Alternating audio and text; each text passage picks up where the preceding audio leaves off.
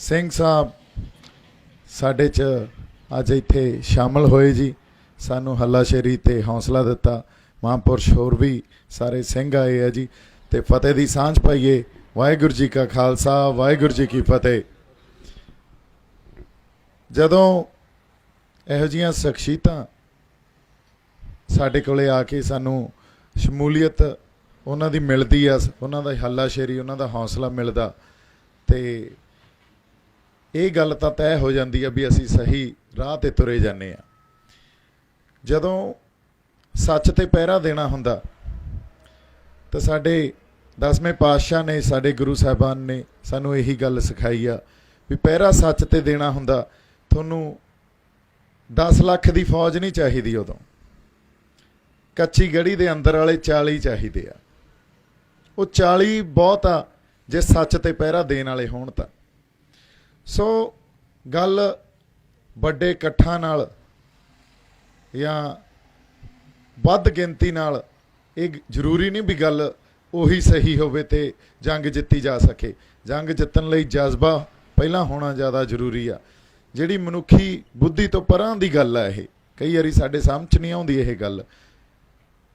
जंगां जित्तियां ही जज्बे नाल जांदियां, पर अज जिहड़ी असीं लड़ाई लड़ रहे हैं वो पंजाब दे होंद दी लड़ाई लड़ रहे हैं। पंजाब दी होंद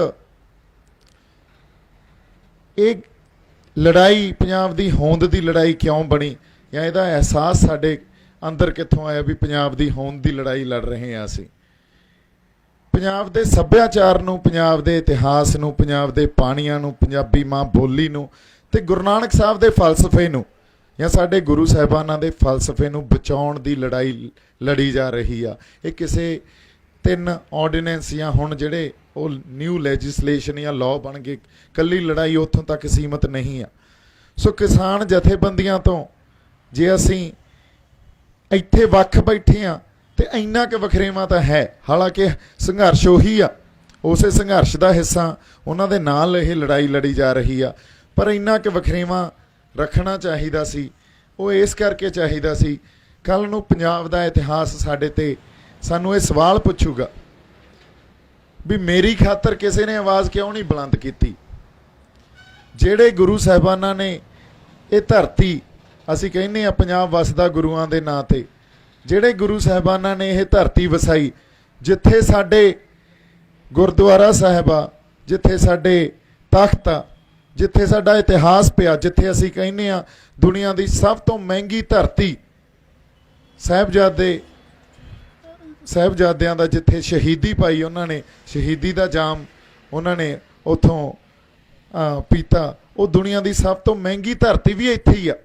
ते सानू जे साडी धरती नालों तोड़नगे तो साडे पल्ले की रह जू मुड़ के। ना साडा फलसफा साडे पल्ले रहा, ना साडा इतिहास पल्ले रहा। सानू तो साडे गुरुआं नालों विसारन खातर आ गया है। सो लड़ाई इस करके साडी होंद दी आ, साडी होंद साडे फलसफे च पई आ, साडी सियासत च पई आ ते सब कुछ धरती नाल जुड़िया होया। गुरु नानक साहब ने धरती नाल जोड़ता सी सानू, जदों किरत करन दा सानू सुनेहा दिता सी। उसे तरह साडी सियासत जदों असीं कहने आ जिहदे च पंजाब दी सियासत, सिख सियासत भी उहदा एक हिस्सा, वो भी इस धरती नाल जुड़ी हुई है। जदों साडियां जमीनां साडे तो खोह लैणगे, साडे तो साडी सियासत भी खोह लैणगे नाल।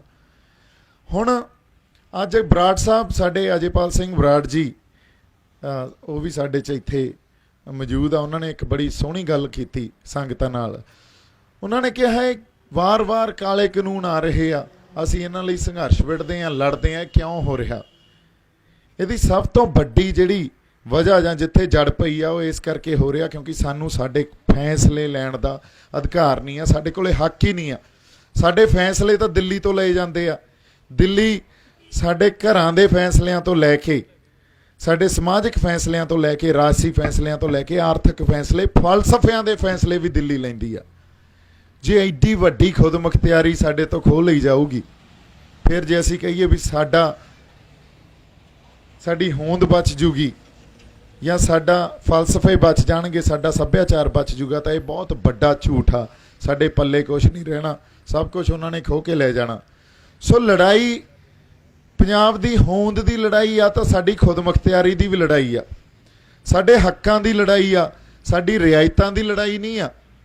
ਜੇ ਅਸੀਂ ਰਿਆਇਤਾਂ ਦੀ ਲੜਾਈ ਲੜਦੇ ਰਹਾਂਗੇ ਤਾਂ ਹੱਕਾਂ ਦੀ ਗੱਲ ਕੌਣ ਕਰੂ, ਸਾਡੀ ਖੁਦਮੁਖਤਿਆਰੀ ਦੀ ਗੱਲ ਕੌਣ ਕਰੂ। ਸਾਡੇ ਪਾਣੀ ਅਸੀਂ ਦੇਣੇ ਆ, ਉਹ ਅਸੀਂ ਡਿਸਾਈਡ ਕਰਾਂਗੇ।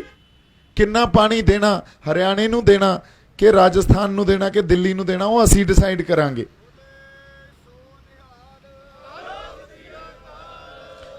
ਪੰਜਾਬ ਚੋਂ ਪ੍ਰਵਾਸ ਜਿਸ ਵੱਡੇ ਢੰਗ ਨਾਲ ਹੋ ਰਿਹਾ, ਸਾਡੀ ਨੌਜਵਾਨੀ ਨੂੰ, ਆਉਣ ਵਾਲੀ ਪੀੜ੍ਹੀ ਨੂੰ ਸਾਡੀ ਧਰਤੀ ਨਾਲੋਂ ਤੋੜਿਆ ਜਾ ਰਿਹਾ, ਖੋਰਿਆ ਜਾ ਰਿਹਾ। ਨਾਲ ਨਾਲ ਪ੍ਰਵਾਸ ਤੋਂ ਬਾਅਦ ਪਰਿਵਾਰ ਵੀ ਉਧਰ ਨੂੰ ਹੋ ਜਾਂਦਾ। ਉੱਥੇ ਪਹਿਲਾਂ ਆਪ ਜਾ ਕੇ ਮੁੰਡਾ ਜਾਂ ਕੁੜੀ ਪੱਕੇ ਹੁੰਦੇ ਆ ਤੇ ਫਿਰ ਬਾਅਦ 'ਚ ਆਪਦੇ ਮਾਂ-ਬਾਪ ਨੂੰ ਬੁਲਾ ਲੈਂਦੇ ਆ ਤੇ ਸਾਰਾ ਪਰਿਵਾਰ ਹੀ ਉੱਧਰ ਚਲਾ ਜਾਂਦਾ। ਇਹ ਵੀ ਇੱਕ ਬਹੁਤ ਵੱਡਾ ਮਸਲਾ ਜਿਹਦੇ ਖਾਤਰ ਅਸੀਂ ਸਿਰ ਜੋੜ ਕੇ ਬੈਠੇ ਹਾਂ। ਉਹ ਪ੍ਰਵਾਸ ਵੀ ਕਿਸੇ ਉਹਨਾਂ ਨੀਤੀਆਂ 'ਚੋਂ ਹੀ ਨਿਕਲਿਆ ਹੋਇਆ, ਉਹਨਾਂ ਨੀਤੀਆਂ 'ਚੋਂ ਜੋ ਦਿੱਲੀ ਬਣਾਉਂਦੀ ਆ ਤੇ ਪੰਜਾਬ ਨੂੰ ਸਹਿਣਾ ਪੈਂਦਾ। ਪੰਜਾਬ ਇਹ ਸਾਰੀ ਲੜਾਈ ਸਾਂਝੇ ਤੌਰ ਤੇ ਇੱਕ ਸਮੁੱਚਤਾ 'ਚ ਲੜ ਰਿਹਾ, ਕਿਉਂਕਿ ਜੇ ਅਸੀਂ ਮਸਲਿਆਂ ਨੂੰ ਸਮੁੱਚਤਾ 'ਚ ਨਹੀਂ ਵਿਚਾਰਾਂਗੇ ਤਾਂ ਸਾਨੂੰ ਉਹਨਾਂ ਹਾਲਾਤਾਂ ਦੀ ਸਮਝ ਨਹੀਂ ਆਉਣੀ। ਜਿਹੜੀ ਹਾਲਾਤਾਂ ਦੀ ਦੇਣ ਇਹ ਕਾਲੇ ਕਾਨੂੰਨ ਆ, ਜਿਹੜੇ ਹਾਲਾਤਾਂ ਦੀ ਦੇਣ ਅੱਜ ਜੇ ਬੇਅਦਬੀ ਹੋ ਰਹੀ ਆ ਸਾਡੇ ਇਸ਼ਟ ਦੀ, ਸ਼੍ਰੀ ਗੁਰੂ ਗ੍ਰੰਥ ਸਾਹਿਬ ਦੀ, ਇਹ ਵੀ ਉਹਨਾਂ ਹਾਲਾਤਾਂ ਦੀ ਦੇਣ ਆ। ਹੁਣ ਸਾਡੇ ਕੋਲੇ ਜੇ ਅਸੀਂ ਇਹਨਾਂ ਗੱਲਾਂ ਲਈ ਨਹੀਂ ਜਾਗੇ ਤਾਂ ਮੇਰੇ ਖਿਆਲ 'ਚ ਇਦੋਂ ਜ਼ਿਆਦਾ ਸਾਡੇ ਤੋਂ ਬੇਅਦਬੀਆਂ ਨਹੀਂ ਸਹਿ ਹੋਣੀਆਂ, ਇਦੋਂ ਬਾਅਦ ਸਾਡੇ ਤੋਂ ਲੜਾਈਆਂ ਵੀ ਨਹੀਂ ਲੜੀਆਂ ਜਾਣੀਆਂ। ਅਸੀਂ ਤਾਂ ਅਖੀਰਲੇ ਪੜਾਅ 'ਚ ਇੱਕ ਲੜਾਈ ਲੜ ਰਹੇ ਹਾਂ। ਜੇ ਹੁਣ ਨਹੀਂ ਜਾਗਾਂਗੇ, ਹੁਣ ਨਹੀਂ ਸਿਰ ਜੋੜ ਕੇ ਬੈਠਾਂਗੇ ਤੇ ਹੁਣ ਸਮਰਪਿਤ ਹੋ ਕੇ ਅੰਦਰ ਇੱਕ ਨਿਸ਼ਚਾ ਤੇ ਇਖਲਾਕ ਲੈ ਕੇ ਨਹੀਂ ਚੱਲਾਂਗੇ ਤੇ ਗਾਂ ਫਿਰ ਸਾਡੇ ਤੋਂ ਲੜਾਈ ਵੀ ਨਹੀਂ ਲੜੀ ਜਾਣੀ। ਸੋ ਇਹਨਾਂ ਸਾਰੀਆਂ ਗੱਲਾਂ ਨੂੰ ਅਸੀਂ ਧਿਆਨ 'ਚ ਰੱਖਦੇ ਹੋਏ, ਜਿਵੇਂ ਅੱਜ ਸਿੰਘ ਸਾਹਿਬ ਆਏ ਆ, ਪਹਿਲਾਂ ਵੀ ਬੜੇ ਮਹਾਂਪੁਰਸ਼ ਆਏ ਆ, ਸਾਨੂੰ ਹੱਲਾਸ਼ੇਰੀ ਦੇ ਕੇ ਜਾਂਦੇ ਆ, ਸਾਨੂੰ ਇੱਕ ਸੇਧ ਤੇ ਰਾਹ ਦਸੇਰਾ ਵੀ ਸਾਡਾ ਕਰਦੇ ਆ। ਇਹਨਾਂ ਸਾਰੀਆਂ ਗੱਲਾਂ ਨੂੰ ਧਿਆਨ